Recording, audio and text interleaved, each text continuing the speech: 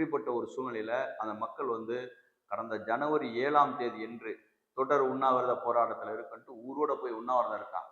உண்ணாவிரதம்னு அவங்கள வந்து ஏமாத்துறாங்க. நாங்கள் வந்து 30 கோடி ரூபா சாங்ஷன் பண்ணியாச்சு, தூண்டில் வலையை உடனே ஆரம்பிச்சிருவாங்க, உண்ணாவிரத்தை கலைங்கன்றாங்க. 4 நாள் உண்ணாவிரதம் இருந்துட்டு மறுபடியும் கலைக்கிறாங்க. ஆனால் வரல. மறுபடியும் உண்ணாவிரத்தை ஸ்டார்ட் பண்ணுறாங்க, மறுபடியும் வர்றாங்க. இந்த அளந்து பார்க்குற மாதிரி டிஜிட்டல் சர்வே எல்லாம் பண்ணுற மாதிரி ஆக்ஷனை போட்டு இந்த இப்போ உடனே வந்துருன்றாங்க.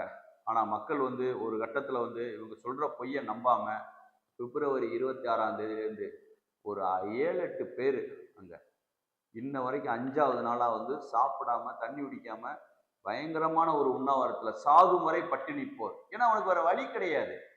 தூண்டில் விளைவு அமைக்கலைன்னா ஊரே அழிஞ்சிரும், உணவு இல்லாமல் அழிஞ்சிரும், இல்லைன்னா மைக்ரேட் ஆகி போகணும். அந்த சூழ்நிலை திமுக அரசாங்கம் வாக்களித்த மக்களுக்கு ஏற்படுத்தி இருக்கிறது. இப்போ உடனே இவங்க வந்து தூண்டில் விளைவு அமைக்கலைன்னா பட்னியாலே செத்து போயிடுவான்.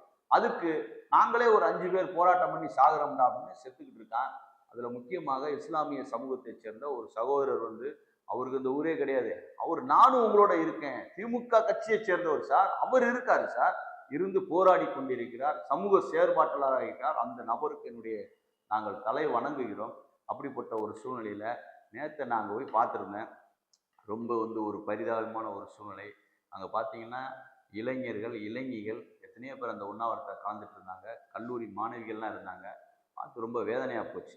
உடனடியாக நம்ம நேதாஜி சுபாஷனை அமைப்பு சார்பாக எங்களுடைய உழைத்த பணம், நாங்கள் வந்து கனிம வளத்தை சுரண்டி சம்பாதித்த பணம் அல்ல, அப்பாவு போல எங்களுடைய உழைத்த பணத்திலிருந்து 25,000 ரூபாயை எங்களால் முடிந்த நன்கொடையை வழங்கி போராட்டம் சிறக்கட்டும், இந்த போராட்டத்துக்கு எங்களுடைய ஆதரவு இருக்குன்னு தெரிவிச்சிருக்கோம். அந்த மக்கள் வந்து இந்த 25,000 ரூபாயை ஏதோ ஒரு நாள் இந்த உண்ணாவிரத்தில் இருக்கவங்க தவிர மற்றவங்க பசி ஆறுவதற்கு வச்சுக்கோங்க. ஏன்னா 40-50 நாளா வேலைக்கு போனேன்.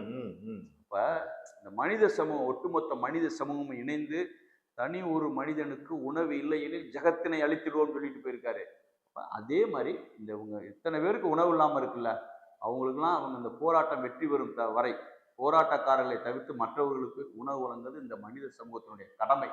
அதே போல அரசாங்கம் உடனடியாக தூண்டில் வளைவு அமைக்க வேண்டும். எல்லாரும் கடைக்கோடி மனிதனுக்கும் நீதி கிடைக்க வேண்டும். அப்புறம் என்ன சமூக நீதி எதுக்கு சொல்லணும்? கடைக்கோடி மனிதனுக்கும் நீதி கிடைக்க வேண்டும் சார். இவங்களுக்கு இந்த தூண்டில் வளைவு அமைத்து கொடுக்காத பட்சத்துல இன்னைக்கு நாங்க ஆரம்பிக்கிறோம் சார். இன்னைக்கு வந்து தென் மாவட்டத்தில் வந்து அத்தனை மாவட்டங்களிலும் போஸ்டர் யுத்தத்தை ஆரம்பிக்கிறோம். நாளை சென்னையில் ஒட்ட இருக்கிறோம். நாளை மறுநாளும் இந்த போராட்டம் தொடர்ந்தால் நேதாஜி சுபாஷனை அடையாள உண்ணாவிரதமாக அவர்களோடு கலந்து கொள்ளும். அதிலும் எங்களுக்கு தீர்வு எட்டப்படாவிட்டால் இந்த மீனவர்களுக்காக தலைமைச் செயலகத்தை தனி ஒருவனாக முற்றுகையிடுவதற்கு தயாராக இருக்கிறேன். அதற்கு சிறை செல்வதற்கும் தயாராக இருக்கிறேன்.